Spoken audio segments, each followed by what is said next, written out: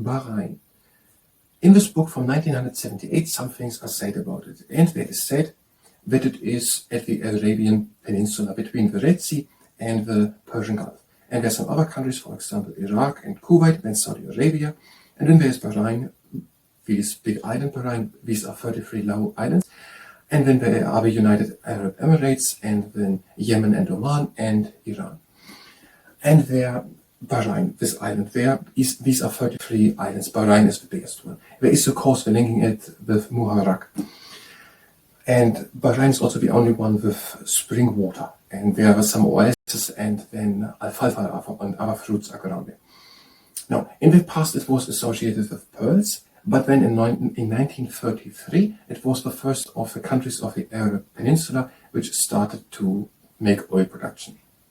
And a lot of that money of the oil production, these revenues, were used to build out schools and hospitals and colleges and other things, and also to finance the health and the health system. And then there is written that it is quite warm, 33 degrees in summer, with a high humidity, and the government is encouraging foreign investment. There is a duty-free port, Mina Suman, and also ship repair facilities, and there is a big aluminum smelter opened in 1971. Bahrain is refining a lot of oil, and here in the 1970s, 4 times as much of oil from Saudi Arabia as it is extracted on Bahrain. And then there's a bit about history said. There's said from 1521 until 1620 it was occupied by Portugal, and then in 1621 it was occupied by the Persians with help of the British. The British influence grew then in the 1820s, and then it became in 1986 another thing, and then in 1913 it became then an independent country recognized by Turkey and by Britain. Britain opened a naval base in 1934, and in 1971 it became fully independent. And the Al-Khalifa are ruling since quite some time, since 1600 something, and the people are speaking Arabic, and also there are Muslim laws and religion. And it has a size of 622 square kilometers, and it is densely populated, and it has a fast-growing population. And that is according to the Reader's Digest Library of Modern Knowledge, Book 3, Part 22, Regions of the Earth, written by Hugh Clayton, John Cole, Michael Frenchman, and D.H. Sinclair, on the pages 1129 and 1130. The views and positions expressed are the ones of the source and don't necessarily align with my own. And the book is from 1978. Hi and welcome. I am trying to learn international studies today at Bahrain, and after we've done it, we're going to do arm strength training. And if you participate in the arm strength training, then it's at your own risk. And the book is from the 1970s, from 1978, I think. So all the information here about Bahrain are from 1978. Bahrain, once famous for its pearls and for centuries a key trading center, Bahrain was the first country in the Arabian Peninsula to strike oil in 1932. This first look, where is Bahrain exactly? So it is here at the Persian Gulf, is written here. Where is it exactly? So here's Saudi Arabia, Iraq, Iran, there's Oman, and there's also Oman. So what is water? Then it's here the United Arab Emirates, there's Qatar. So Bahrain is the island. Okay. If Bahrain is the island, why is it then on the trading route? Okay, whatever. There seem to be some pearls and a key trading center. The trading center. Okay, the first country in the Arabian Peninsula to strike oil in 1932. About 65% of the revenues from oil have been spent on public works, including schools, colleges, hospitals, roads, and power stations. Okay, 65% of the oils from 1978 for informations are used for schools, colleges, hospitals, roads, and power stations. Education and healthcare are free. Much housing is subsidized, and there's a model new town at Madinat Isa. Okay, the Sheikhdom consists of 33 low sandy islands. Okay, these are 33 low sandy islands, of which Bahrain itself is by far the biggest. Okay, Bahrain are 33 low islands, and Bahrain is the biggest one of them. It is also the only island with a significant natural water supply. Springs irrigate small oases where Al Falah and Thrud are ground. Al Falah. Now we can't really figure out from that map how big it is. It must be around 20 kilometers or something. 20, 30 kilometers big. Okay, Bahrain, with the 33 islands, the biggest one itself is Bahrain.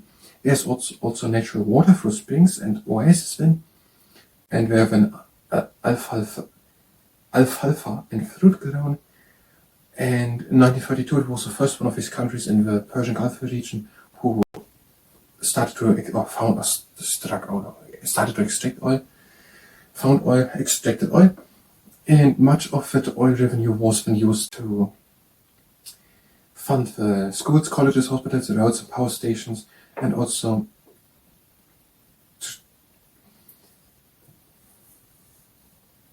to try to have education, healthcare free. A causeway joins Bahrain to the next largest island, Muharrai. Okay, where's the Muharrai written? A causeway joins Bahrain to the next largest island, Muharrai.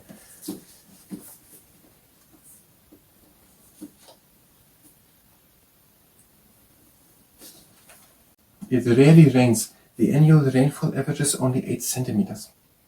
Summers are oppressively hot, with temperatures over 32 degrees and high humidity.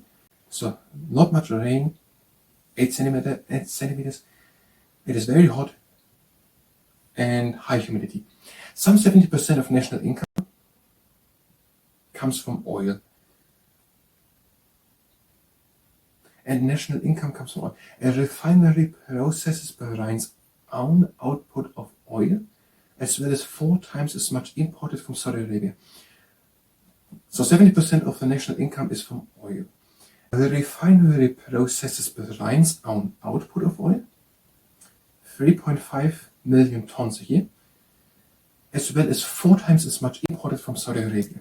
Okay, Bahrain, which is somewhere there, it is making in the 1970s 3.5 million tons of oil per year. And as it is refining that, then in a refinery station, whatever that is, in Bahrain, and also 4 times as much as when they themselves from oil extracted in Bahrain, they are working on refining the oil from Saudi Arabia. The government is encouraging trade and foreign investment as insurance against the day when oil revenues fall. So they're trying to make more trade with other things probably, and also that other people are making more investments if one day the oil revenues are getting lower. Schemes include the duty-free port of Minas Sulam and it expanding ship repair facilities.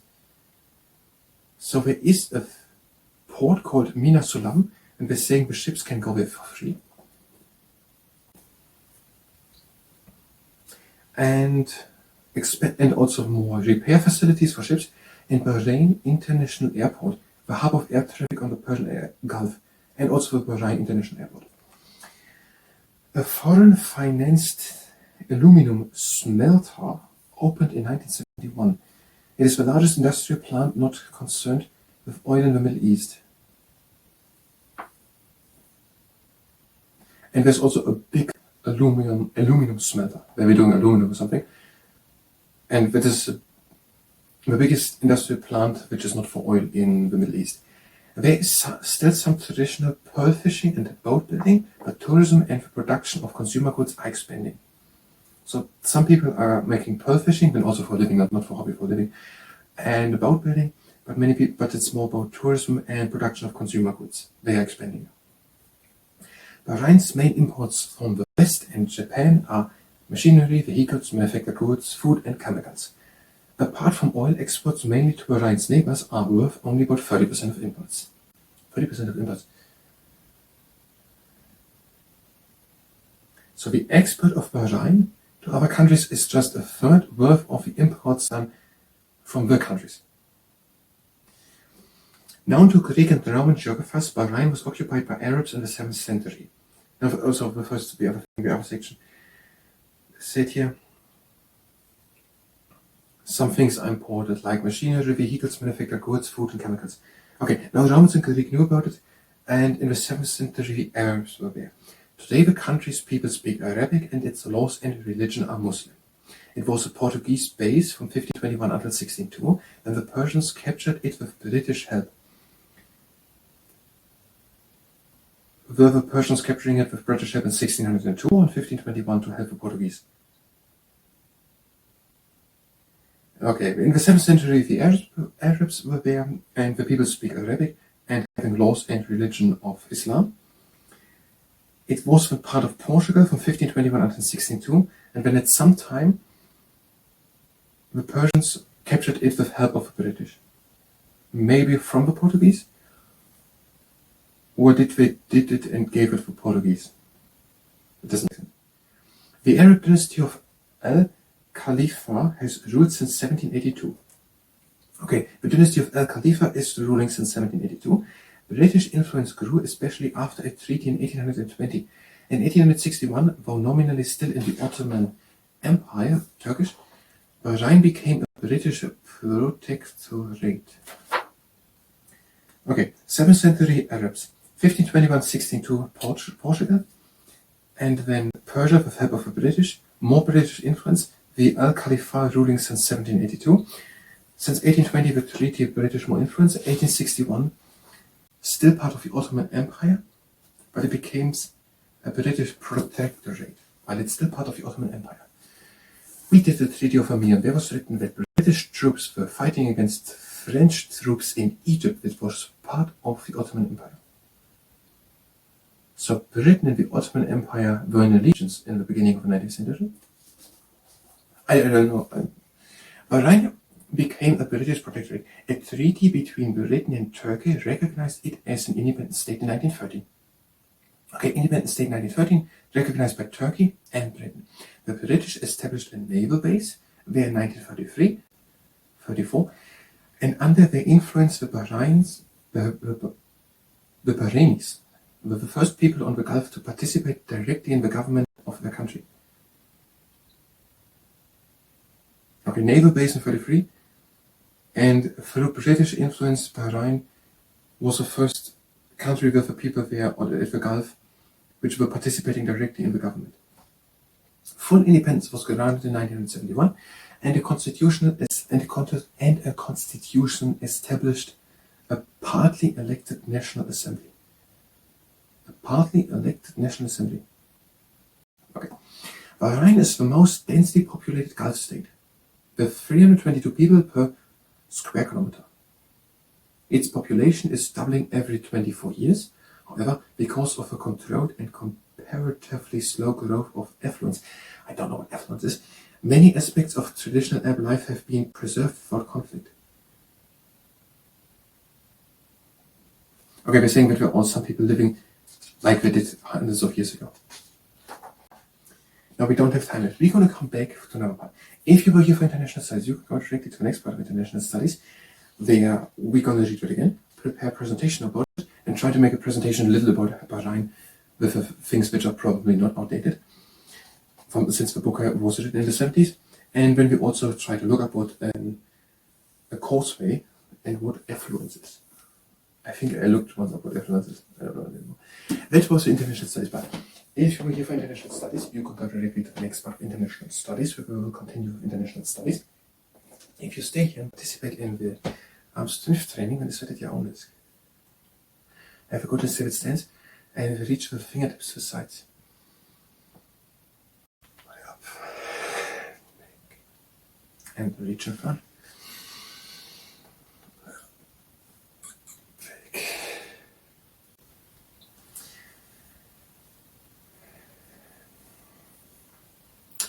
Long arms and fists, don't do it if this exercise causes discomfort. Circle the fists and cover the arms up. Back. Change the direction. Okay, 3 exercises. Press with the fingertips together. Have a little bend in the elbows. And if any exercise causes pain at the elbows, the wrists, the fingers, the fingertips, or in particular the finger joints, stop immediately. And you don't have to press with full force. Your arms are stronger as the joints of your finger can hold. And with longer fingers.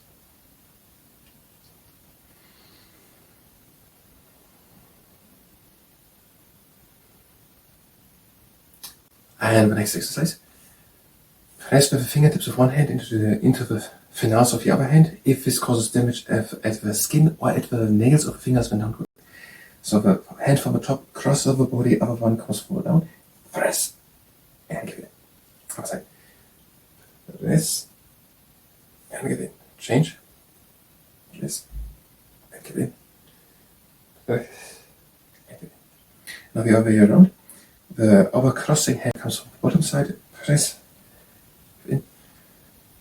Press. Press. And give in. And again. Press. And give in. One arm out. Press again. And give in. Hand out.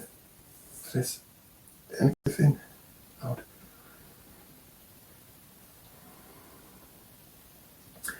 And now 12 push-ups on the ground.